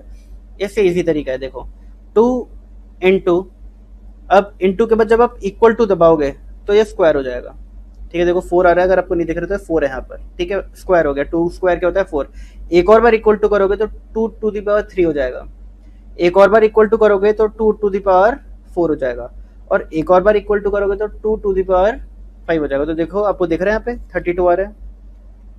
ठीक है, 32 आ रहा है, हाँ दिख रहा है। ठीक है, 32 आ गया। तो क्या करना है, 2 into 1 2 3 4। ठीक है, 4 बार इक्वल टू दबाना है, क्योंकि जब आप फर्स्ट टाइम इक्वल टू दबाते हो तो ऑटोमेटिकली स्क्वायर हो गया होता है। अब बच्चे क्या करते हैं, 2 to the power 5 निकालने के लिए देखो 2 इंटू 1 2 3 4 5, ये गलत हो गया। देखो आंसर क्या आ रहा है, 64 आ रहा है, दिख रहा है आपको 64 आ रहा है। 64 थोड़ी ना होता है। अब ये क्या हुआ है, 2 to the power 6 हो चुका है। ठीक है, आपको क्या करना है, 2 इंटू 1 2 3 4, 4 बार, यानी जितनी भी पावर है -1 इतनी बार आपको इक्वल टू दबाना है। ठीक है, तो 2 to the power 5 क्या आता है, 32 होता है। ठीक है, आप धीमे धीमे प्रैक्टिस करोगे आपको याद हो जाएगा, अगर इनकेस नहीं पता। ठीक है, और फिर 2 to the power 1/5। अब प्रॉपर्टी लगाते हैं, कौन सी प्रॉपर्टी लग रही है बताइए, a to the power m a to the power m bracket में यहाँ पे n, तो ये क्या होता था, मल्टीप्लाई हो जाता, तो इंटू 1/5। तो 5 और 5 कट गया, 2 की पावर 1 बचा। क्या 2 की पावर 1 2 होता है, हाँ जी, तो 2 इंटू 2 4 होता है, हाँ जी, तो ऑप्शन इज सी। ठीक है, अभी बहुत स्लो कर रहा हूं मैं, आप जब प्रैक्टिस करोगे तो आपको हार्डली 5 सेकंड लगेंगे, हार्डली 5 सेकंड। आप देखते ही समझ जाओगे कि 2 की पावर 5 32 होता है, और 5 5 कट जाएगा तो यहाँ पे 2 बचेगा, यहाँ पे 2 बचेगा, 4 आ जाएगा आंसर। ठीक है, इतना आपको सिर्फ इतना सोचना है, इस लेवल तक प्रैक्टिस करनी है। अगर आपको इन क्वेश्चंस में भी टाइम लग रहा है, यानी कि अभी आपको और प्रैक्टिस करने की जरूरत है। ठीक है, ये सिंपल तरीके से पता चल जाता है। कई बच्चे पूछते हैं सर हमने प्रैक्टिस कर ली, अब पता नहीं चल रहा कि और करनी चाहिए, सफिशिएंट है। तो इसका पता करने का तरीका मैं आपको बताऊंगा बाद में, कैसे करते हैं पता। ठीक है, इस क्लास के एंड में बताता हूँ, तो भूल गया तो नेक्स्ट क्लास में बताऊंगा। चलिए, द वैल्यू ऑफ 2 ब्रैकेट 256 -1/8 इसकी वैल्यू पूछ रहे हैं। ठीक है, अब ए ऑप्शन क्या है, a option is 1, b option is 2, c option is 1/2 and d option is none. ये आपको 4 ऑप्शन दिए हैं। ठीक है, अब कैसे करना है देखिए। अब देखो कई बार तो हिंट मिल जाएगा आपको कि अगर यहाँ पे 8 है ना, तो पक्का कोई नंबर है जिसकी पावर 8 जो है वो 256 होता होगा। इनिशियली ऐसा आइडिया लगेगा कि कोई तो नंबर होगा जिसकी पावर 8 टाइम्स करूं तो 256 आता हो, जैसे कि वो 8 और ये 8 कैंसिल आउट हो जाए। ठीक है, तो हम 2 के साथ ट्राई कर लेते हैं। तो 2 इंटू कितनी बार दबाऊं, इक्वल टू बताइए, 7 टाइम्स। ठीक है, 1 2 3 4 5 6 7, तो देखिए क्या आ रहा है, 256 आ रहा है, दिख गया, तो मुझे पता चल गया। अब 2 की पावर 8 जो होता है 256 होता है, -1/8 लिख सकता हूँ ऐसे, बिल्कुल लिख सकते हैं। अच्छा, क्या मैं इसको ऐसे भी लिख सकता हूँ, 2 इंटू 1/2 और इसकी पावर मैं रिवर्स कर देता हूँ, 1/8 कर देता हूँ। ठीक है ना, आप इसको ऐसे भी कर सकते थे, देखिए आप इसको ऐसे भी कर सकते थे, 2 इंटू 1/256 पावर 1/8। ठीक है, डायरेक्टली ऐसे लिख सकते थे इसको आप। ठीक है, इस नंबर को आप क्या कर दो, रिवर्स कर दो। ठीक है, तो रिवर्स करने से ऐसा हो जाएगा। फिर इसके बाद ये स्टेप कर सकते थे आप। ठीक है, ये मैंने ऐसे क्यों बताया, आप लोगों को कंफ्यूजन हो रहा होगा कि सर जब आपने इसको रिवर्स किया तो इसकी पावर तो आपने पॉजिटिव कर दी, इसकी नेगेटिव क्यों नहीं करी, सिर्फ इसलिए मैंने आपको ये चीज़ बताई है। ठीक है, तो ऐसा नहीं होता कि दो पावर नेगेटिव साइन चेंज करेगी, जो आउटर वाली पावर होती है, जो ब्रैकेट के बाहर वाली पावर होती है, उसका साइन चेंज होता है, और अगर एक ही पावर है तो उसका साइन चेंज हो जाएगा। अब इन दिस केस दो पावर है, ठीक है ना, तो दोनों का साइन चेंज नहीं होगा, बाहर वाले का साइन चेंज होगा सिर्फ। ठीक है, और इसके पीछे लॉजिक ये है कि इसको आप ऐसे लिख सकते हो, जब आप इसको ऐसे लिखोगे तो 2 to the power 8 लिखोगे इसको आप, ना कि 2 to the power -8। ठीक है ना, तो 2 to the power 8 256 को लिखा और 1/8 एज इट इज लिख दिया। ठीक है, अब इसमें 8 और 8 कैंसिल आउट हो जाएगा, two into one upon two, 8 और 8 कैंसिल आउट, तो मैंने सिर्फ 2 लिख दिया, और 2 और 2 कट जाएगा तो क्या बचेगा, 1 बचेगा। तो आंसर क्या आ गया इसका, 1। ठीक है, समझ आ गया आप लोगों को कैसे करना है इस क्वेश्चन को। ठीक है, अच्छा एक और चीज़ याद रखना, जब भी नेगेटिव पावर होती है तो ये जिसकी पावर है उसी नंबर को आप इन्वर्स करते हो, इसको इन्वर्स नहीं करना, ये एक अलग नंबर है। अगर इसकी भी पावर -1 होती तो इसको भी इन्वर्स कर देते, कोई दिक्कत ही नहीं है, लेकिन इसकी पावर तो पॉजिटिव है, अगर कोई पावर नहीं है मतलब क्या है, पॉजिटिव पावर है, और फिर n2 है, तो आप इसको नहीं करोगे, इसको एज इट इज रखोगे, जो जिस नंबर की पावर है -1/8 उस नंबर को इन्वर्स करोगे। ठीक है, कहीं इसको भी इन्वर्स करते तो गलत हो जाएगा, सोचो मल्टीप्लाई तो हो रहा है तो ये और एक ही चीज़ होगी, नहीं, गलत। ठीक है ना,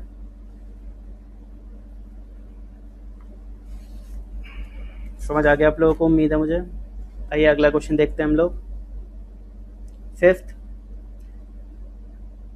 2 to the power 1/2 into 4 to the power 3/4 is equal to, ठीक है, ये किसके बराबर है। ऑप्शंस हैं 5th क्वेश्चन के, अ फ्रैक्शन, बी ऑप्शन है एन इंटीजर,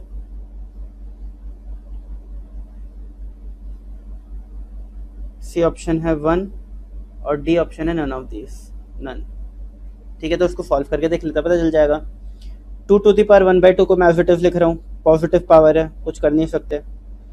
इसको मैं थोड़ा तोड़ मरोड़ने की कोशिश करता हूँ। अब देखो, जब भी इस टाइप का क्वेश्चन होगा, समझ नहीं आएगा क्या करना है, तो आप कोशिश करना बेस इक्वल कर पाओ। क्या सोचना आपको, बेस इक्वल कर पाओ।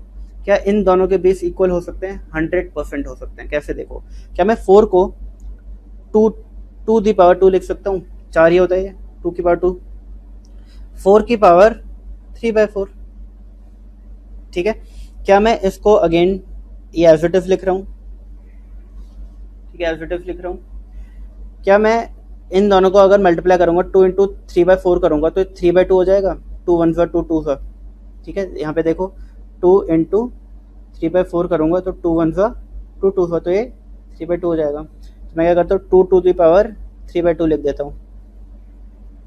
क्लियर हो गई चीज़। अब देखो, मल्टीप्लाई का साइन है, बेस सेम है। आइए प्रॉपर्टी याद करिए, कौन सी प्रॉपर्टी लगेगी, देखिए, स्टार प्रॉपर्टी।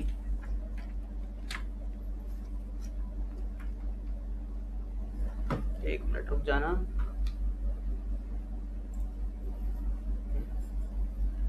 ठीक है, प्रॉपर्टी देखिए वाली।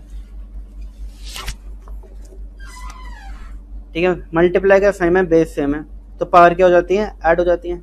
ठीक है, 7th प्रॉपर्टी। तो यूजिंग प्रॉपर्टी 7 में यहाँ पे आगे कर रहा हूँ इसको। देखिए क्या होगा, 2 पावर 1/2 प्लस 3/2।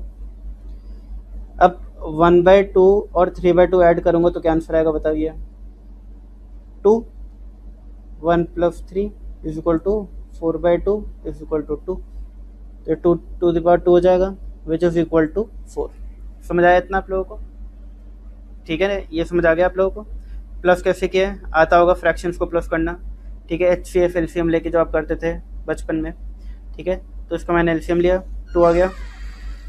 फिर 2 1 2 और 1 इंटू 1 इज 1, ऐसे 2 1 2 और 3 इंटू 1 इज 3, तो ये 1 प्लस 3/2 हो जाएगा। 1 प्लस 3 4/2 इज 2। ठीक है, तो मैंने 2 की पावर 2 लिख दिया, इसको सॉल्व कर लिया, ये 4 हो गया। क्या ये 1 है, नो। क्या ये फ्रैक्शन है, नो। तो इसका आंसर क्या हो गया, an integer, 4 is an integer. अच्छा, आप लोगों को पता है whole number, real number, integer, फिर रैशनल नंबर, रैशनल नंबर क्या होते हैं। अगर इन केस भूल चुके हो तो कोई नहीं, हम नेक्स्ट क्लास में स्टार्ट उसी से कर लेंगे। ठीक है, समझ लेंगे एक बार कि कौन कौन से हमने नंबर्स बचपन में देखे थे, करे थे, तो आपको क्लियर हो जाएगा वो चीज़। अभी हम इस चैप्टर को कंप्लीट कर लेते हैं, कोशिश करते हैं। आइए, 5th क्वेश्चन के बाद आता है हमारा 6th क्वेश्चन। अब कुछ क्वेश्चन मैं होमवर्क भी दूंगा आप लोगों को, देखूंगा कि कौन सा होमवर्क आप लोग कर पाओगे। हाँ जी, तो 6th क्वेश्चन है, सिंप्लीफाई 8 ए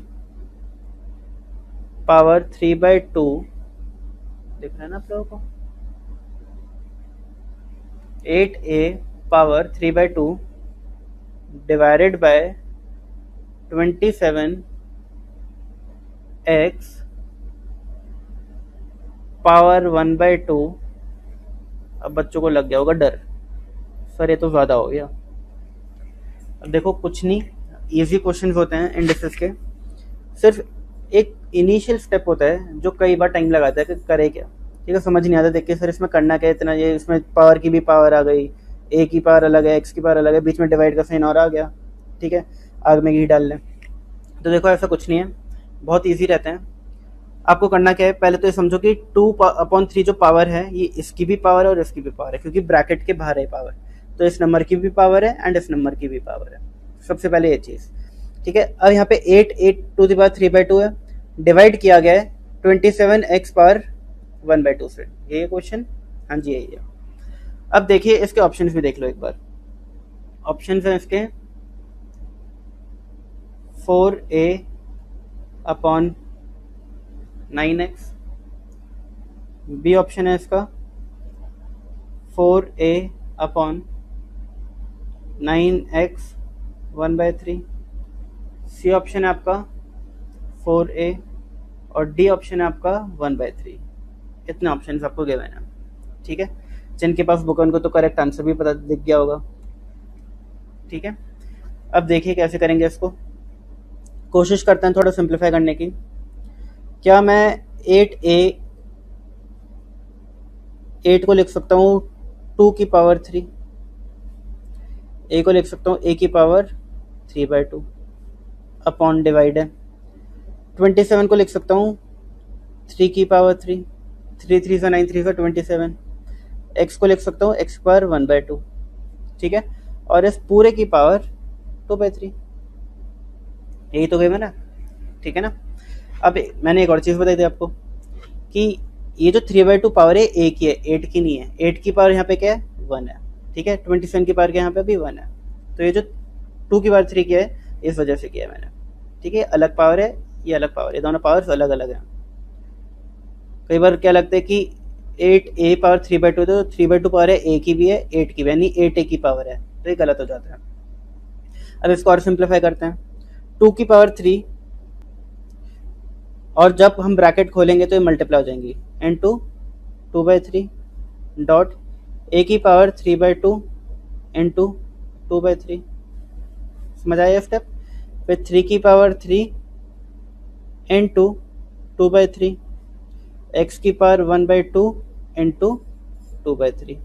ठीक है, तो मैंने बताया था ये जो पावर है इसकी भी है इसकी भी है, तो अगर ये इसकी पावर है तो इस पूरे की पावर है, इस पूरे की पावर है, तो इसकी पावर ये है तो ये इससे मल्टीप्लाई हो गया, इससे मल्टीप्लाई हो गया, लिख दिया, ये इससे मल्टीप्लाई हो गया और ये वाली पावर इससे मल्टीप्लाई हो गई।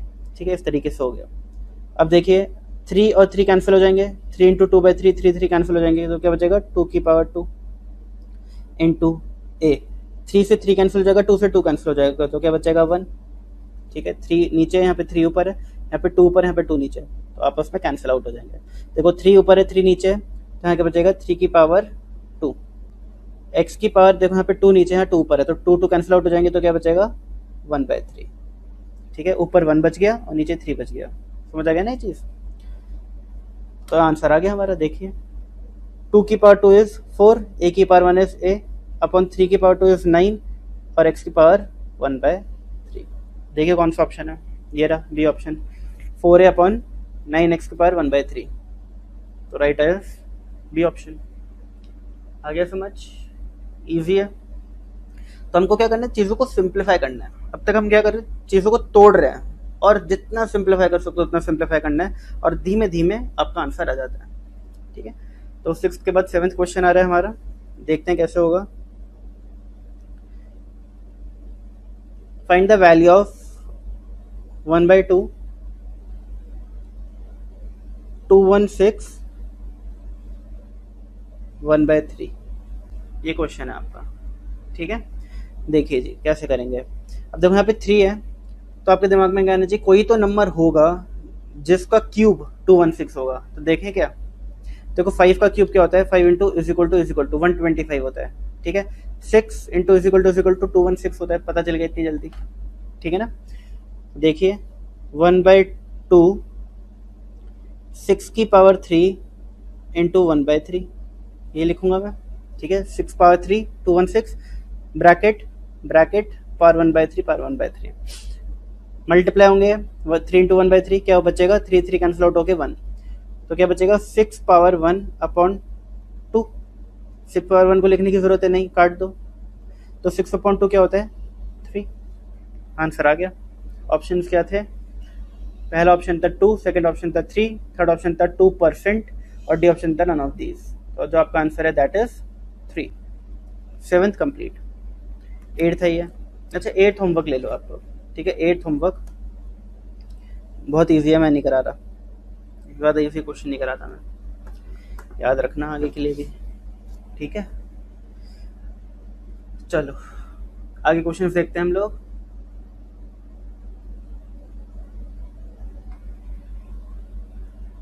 नाइन्थ क्वेश्चन, जिसको देखकर आधे बच्चों की सांसें हो सकता है थोड़ी कस गई हो। देखिए question, 8 power 5 power 2,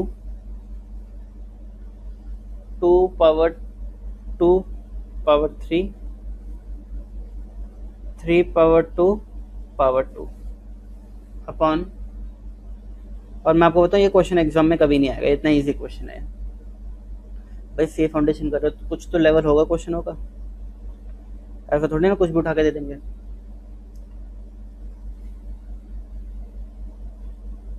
three power 3 power 2 and 1, ये क्वेश्चन है, ठीक है।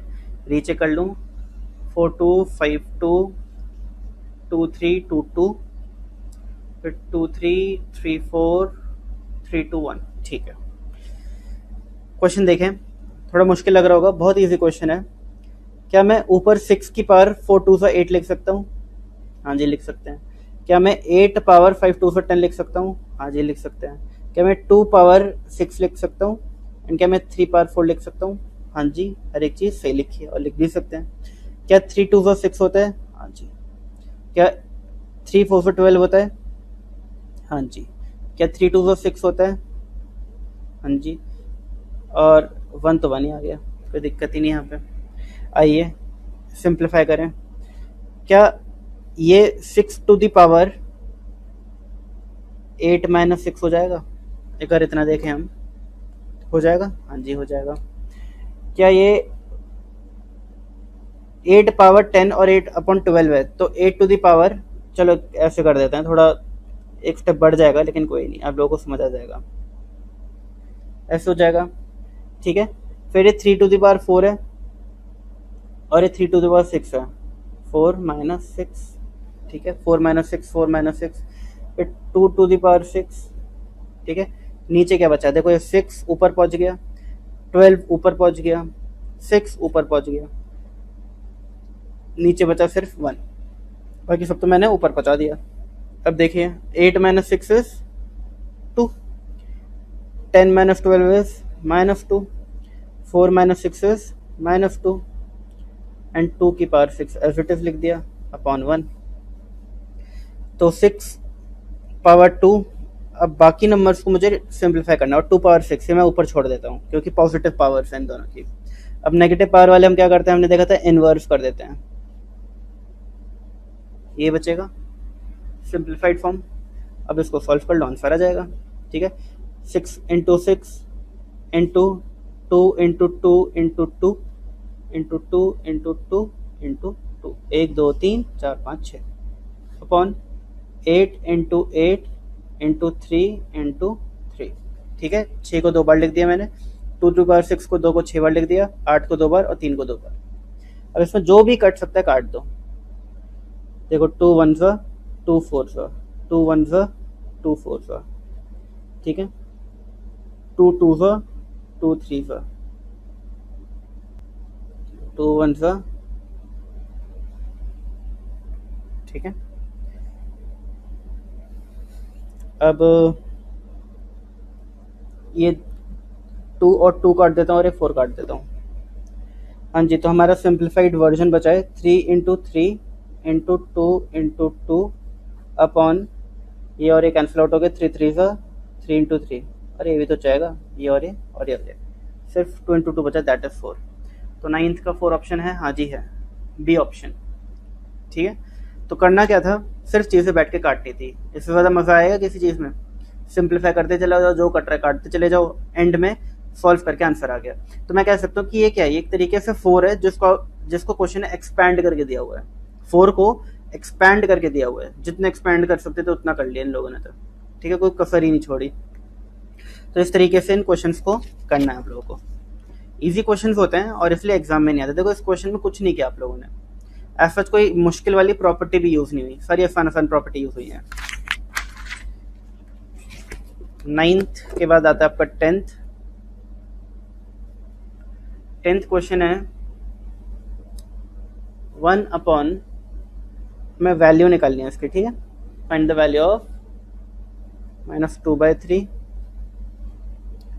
Plus 1 upon 256 power -3/4 plus 1 upon 32 power -1/5। ठीक है, इसके ऑप्शंस दिए हैं। ए ऑप्शन है 102, बी ऑप्शन है 105, सी ऑप्शन है 107 और डी ऑप्शन है 109। ठीक है, इतने ऑप्शंस दिए हैं। आइए करते हैं। तो पहले इसको मैं ऊपर ले जाता हूँ, थोड़ा इजी करता हूँ, पावर्स को पॉजिटिव करने की कोशिश करते हैं। 2/3 प्लस 256 पावर 3/4 प्लस 32 पावर 1/5। अब देखो इजी लग रहा है क्वेश्चन थोड़ा देखने में। ठीक है, पहले कितना मुश्किल लग रहा था, अब देखिए और इजी करते हैं। 216, देखो 6 इंटू इज इक्वल टू यानी 6 का क्यूब होता है, 6 का क्यूब और 2/3 मैंने एज इट इज लिख दिया, plus 4 to the power 4 into 1 2 3, हाँ 4 की पावर 4 256 होता है। अच्छा, आपको लगा होगा सर ये और भी तो कुछ कर सकते थे, आपने 4 ही क्यों लिया, हम 16 का स्क्वायर भी तो कर सकते थे। 16 का स्क्वायर भी 256 होता है। अब देखो आपकी इंटेंशन क्या होनी चाहिए कि डिनोमिनेटर जो है यहाँ का, पावर का डिनोमिनेटर ये कट जाए किसी तरीके से। ठीक है, अगर कोई भी नंबर की पावर 2 है वो आप इजीली कैलकुलेटर में निकाल सकते हो, लेकिन अगर 1/3 है या 2/3 है तो निकालना मुश्किल लग रहा है। क्यों मुश्किल लग रहा है? क्योंकि वो फ्रैक्शन में है। तो आप क्या सोचोगे सिंप्लीफाई करने के लिए कि इसी तरह से वो फ्रैक्शन जो है वो एक इंटीजर बन जाए, एक सिंपल नंबर हो जाए। अब वो करने के लिए आप क्या करोगे, इसको काटने की कोशिश करोगे कि नीचे जो 3 है ये कट जाए किसी तरीके से। और जब आप ये सोचोगे कि 3 काटना है तो अंदर वाला नंबर की पावर 3 होनी चाहिए, तभी तो 3 इंटू 2/3, 3 और 3 कैंसिल आउट होगा। ठीक है ना, तो इसलिए मेरे दिमाग में इस तरीके से आया कि कोई ऐसा नंबर ढूंढो जिसकी पावर 4 हो, जैसे कि वो 4 और ये 4 कैंसिल आउट हो जाए। ऐसा मैं सोच रहा हूँ कि कोई ऐसा नंबर हो जिसकी पावर 5 हो, जैसे कि ये 5 और ये वाला 5 कैंसिल आउट हो जाए। ठीक है, तो प्रैक्टिस, ये सब कैसे आएगा, प्रैक्टिस। तो देखो 3 और 3 कट गया तो 6 की पावर 2 बचा, प्लस 4 और 4 कट गया, 4 की पावर 3 बचा, प्लस 5 और 5 कट गया और ये बचा 2। तो 6 की पावर 2 होता है 36, 4 16 इंटू 4 64 प्लस 2। तो देखो ये हो गया 100 और ये हो गया 2 102। ये है आपका ऑप्शन ए, ऑप्शन ए। ठीक है, समझ आ गया आप लोगों को, क्लियर है? देखिए क्या 11th क्वेश्चन में आपको होमवर्क दे दूं? हाँ जी होमवर्क है, 11th क्वेश्चन होमवर्क है। बहुत इजी क्वेश्चन है, बहुत इजी, कराने की ऐसी कोई जरूरत नहीं है। 12th क्वेश्चन क्या मैं होमवर्क दे दूं? मैं सोच रहा हूँ दे देता हूँ, कर लोगे आप लोग, 12th भी होमवर्क है। ठीक है, इन केस नहीं होता तो मैं अगली क्लास में आप लोगों को ये करा दूंगा। ठीक है, लेकिन आपको खुद कोशिश करनी है इनको करने के लिए। फिर ठीक है, मैंने इनिशियली कुछ क्वेश्चंस करा दिए हैं तो आपको आइडिया लग गया किस तरीके से क्वेश्चंस करना है इसके। तो 12th के बाद आते हैं 13 मैं करा देता हूँ। 13 आप लोग सोचोगे कि सर ये तो आपने करा ही नहीं इस टाइप का कोई क्वेश्चन, तो इसको मैं आपको आइडिया देता हूँ। देखिए क्वेश्चन नोट डाउन करिए। 5 पावर 1/4 इंटू 125 पावर 0.25 इसकी वैल्यू निकालनी है। ऑप्शंस हैं ए √5, बी 5, सी ³ √5 और डी 25। ठीक है, आपको ऑप्शंस दिए हैं। अब इसमें क्या दिक्कत आएगी मैं बताता हूँ आप लोगों को। अब लोग सर ये 125 की पावर 1 होता कर लेते, 2 होता कर लेते, 3 होता कर लेते, ये सर ये 0.25 क्या दे दिए, तो समझ ही नहीं आ रहा कैसे सॉल्व होगा। सिंपलीफाई करते हैं। 5 पावर 1/4 तो मैंने एज इट इज लिख दिया। क्या मैं ये बोल सकता हूँ कि 0.25 कैन बी रिटन एज 1/4? बोल सकते हैं। देखिए 1/4 क्या है, 0.25 आ रहा है, ठीक है ना। कैसे किया मैंने, देखिए 0.25 एज इट इज लिखो पहले। अब जब मैं इसके पॉइंट काटूंगा तो डिनोमिनेटर में 100 ले जाऊंगा, और जब मैं नीचे 100 ले जाऊंगा तो 25 1 सा 25 4 सा करूंगा तो ये 1/4 आ जाएगा। ठीक है, तो 125 को मैं लिख रहा हूँ 5 पावर 3, 5 5 सा 25, 5 सा 125, और यहाँ पे मैं लिख रहा हूँ 1/4। ठीक है, 0.25 को 1/4। क्लियर हो गई चीज़ आप लोगों को? आइए आगे बढ़ें, सॉल्व करते हैं। तो 5 पावर 1/4 इंटू 5 पावर 3/4, ठीक है, मल्टीप्लाई हो जाएंगी पावर्स, प्रॉपर्टी। अब बेस सेम है और बीच में मल्टीप्लाई का साइन है, तो पावर्स क्या होंगी, ऐड होंगी। ठीक है, आपको कई बार कंफ्यूजन होगा इस केस में। ठीक है, देखो दो केस है जो कंफ्यूजिंग होते हैं, बता रहा हूँ मैं आपको। 5 पावर 1/4 की पावर 3/4 और 5 पावर 1/4 इंटू 5 पावर 3/4। क्या इन दो केसेस में कोई फर्क है? जमीन आसमान का फर्क है। इस केस में पावर्स जो हैं वो मल्टीप्लाई होंगी, क्या होंगी, 5 पावर 3/16, और इस केस में पावर्स जो हैं वो ऐड होंगी। ठीक है, 4 4 1/4 3/4 4/4 हो जाएगा। ठीक है, यानी कि 1, या फिर मैं 1 लिख सकता हूँ इसको काट काट के। तो देखो इतना फर्क है, यहाँ पे इसका आंसर आएगा 5 और इसका आंसर आएगा 5 पावर 3/16। ठीक है, तो पावर्स मल्टीप्लाई कब करनी है और ऐड कब करनी है, ये एक बहुत कंफ्यूजिंग टॉपिक रहता है बच्चों के दिमाग में कि फिर समझ नहीं आता कब मल्टीप्लाई करें कब ऐड करें। तो देखो जब भी पावर्स मल्टीप्लाई हो रही होंगी तभी पावर्स को मल्टीप्लाई करना है। बट जब बेस मल्टीप्लाई हो रहे होंगे, यहाँ पे देखो बेस मल्टीप्लाई हो रहे हैं, तब पावर्स को ऐड करना है। ठीक है, when powers are multiplying multiply the powers, when base are multiplying then add the powers। इस तरीके से आपको इसको याद रखना होगा। तो देखिए हमने कर लिया था, इसका आंसर हमारा 5 आएगा। ठीक है, देखो 5 1/4 5 3/4 हमने सॉल्व किया था। ठीक है, तो 5 पावर 1/4 प्लस 3/4 इज 4/4 एंड 4/4 में 4 4 कटेगा तो बचेगा 1। ठीक है, तो ऑप्शन कौन सा है, बी। ठीक है, तो आपको समझ आ गया कि पॉइंट में पावर्स हो तो आप उसे सिंप्लीफाई कर लो। ठीक है, फ्रैक्शन में कन्वर्ट कर लो, हो जाएगा फिर सॉल्व। 13th हो गया, 14th होमवर्क कर लोगे आप लोग, मुझे पूरी उम्मीद है।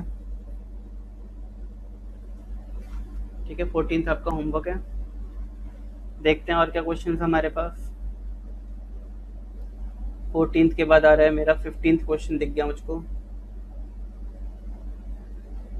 अरे थोड़ा ऊपर स्क्रॉल हो जाओ भैया, लगता है माउस की बैटरी खत्म हो गई है, ठीक से स्क्रॉल ही नहीं होता माउस हमारा। आइए 15th क्वेश्चन कर लोगे आप लोग, 15th भी होमवर्क है, 15th आप लोग कर लोगे, मुझे पूरी उम्मीद है बच्चों से। मेरे प्यारे प्यारे बच्चे आराम से कर लेंगे क्वेश्चन। 16th क्वेश्चन मैं आपको करा देता हूँ। 16th क्वेश्चन जो है वो मैं आपको थोड़ा सा आइडिया देता हूँ। Into 3 power 2x minus y into 5 power x plus y plus 3 x plus y plus 3 into 6 power y plus 1। Reduces, अच्छा डिनोमिनेटर भी है,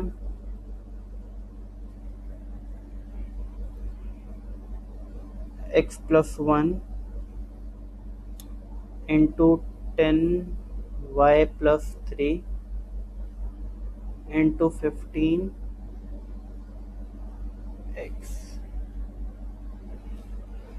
ऑप्शन हैं इसके a-1, b0, c1 और d10। और देखो माया, देखो क्वेश्चन की माया, क्वेश्चन में इतना एक्स वाई इतने नंबर भरे भरे, ऑप्शन देखो कितने सिंपल सिंपल है, -1, 0, 1, 15, 10। ठीक है, तो यही एक सिंप्लिसिटी है ये जो इंडिसेस चैप्टर है। क्वेश्चन देखने में मुश्किल लगता है, एक क्लिक होना चाहिए, हल्का से क्लिक होना चाहिए दिमाग में कि करना क्या है, एक स्टेप की बात होती है और उसके बाद क्वेश्चन उतना ही आसान हो जाता है। ठीक है, आइए इसको सिंप्लीफाई करने की कोशिश करते हैं। तो 2, 3, 5, 6, 10, 15 क्या कर सकते हैं बताइए। ये देखो 6 यहाँ पे है, 6 यहाँ पर है। ठीक है, यहाँ पे 10 है, ऊपर तो कहीं 10 ही नहीं है, यहाँ 15 है, ऊपर कहीं 15 भी नहीं है। बताइए क्या आ रहा है आपके दिमाग में, क्या करना चाहिए, मैं भी देखूं कितना सोच पाते हो आप लोग। सोचो सोचो सोचो, एक काम करो, वीडियो पॉज करो, ठीक है, और ट्राई करो, एक बार ट्राई करो, फिर मैं कर ही रहा हूँ, मैं कहीं जा नहीं रहा। एक वीडियो पॉज करके एक बार ट्राई करने की कोशिश करो कि इसमें कितना सिंप्लीफाई करके कैसे कर सकते हैं। क्योंकि देखो रियल इम्प्रूवमेंट, जो दिमाग में इम्प्रूवमेंट है वो कब होती है, अगर मैं कराता जाऊँगा, आप करते चले जाओगे तो आप कभी इम्प्रूव नहीं कर पाओगे। क्योंकि आपको क्या है, वो स्पून फीडिंग वाली बात हो जाएगी कि मैं खिलाया जा रहा हूँ, आप खाए जा रहे हो। इम्प्रूवमेंट तब होगी जब आप अपनी अकल लगाओगे, जोर डालोगे, यहाँ पे ये थोड़ा गर्म होगा, फिर आपसे बिल्कुल नहीं होगा, आप सोचो कि क्या हो सकता है इसमें, क्या करना है, जो एक स्टेप ऐसा जो नहीं मेरे क्लिक कर रहा, और फिर जब मैं एक्सप्लेन करूंगा तो आपको वो चीज़ क्लिक करेगी, अच्छा मैंने ऐसे नहीं सोचा इसलिए मुझसे नहीं हुआ। ठीक है, तो आपको वो चीज़ क्लिक करनी चाहिए। तो आप लोग वीडियो पॉज करो, ठीक है, एंड मैं भी थोड़ा पानी पी लूँ, एंड फिर हम इसको देखते हैं कैसे करना है। ठीक है।